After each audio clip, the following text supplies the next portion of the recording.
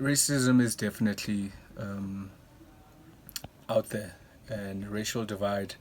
But I remember when we won the World Cup and we were all celebrating as one country, and you got people who were saying, no, but there's still racism. Look, there definitely is still racism. There's racism in America.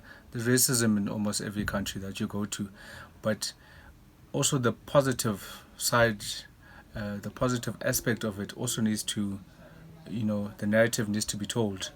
My partner's Afrikaans. We don't have, any racial tensions. I used to be on a board of a cooperative with, older Afrikaans males. Um, Sometimes the meetings would be in Afrikaans, and we'd sit there and I'd be thinking, what is happening? So look, we've got a long way to go, but we need to go. We can't say no, racism exists and nothing can be done about it and stay in one position. Even if it's a little bit by little bit, we need to push forward, kick the can down the road. In 5 years' time, the can will be way over there. Whereas if you just leave the can and say, no, look, this is not going to happen. Racism is here to stay. I don't believe in that.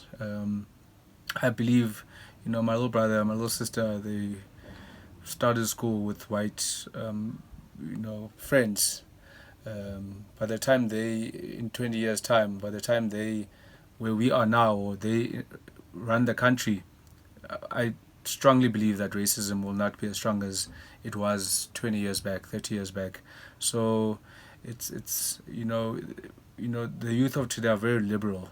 Um, yes, there's still racist, young people, but not as many as there were during 1960. So like I said, it's important to kick the can forward, even if it's a little bit by little bit.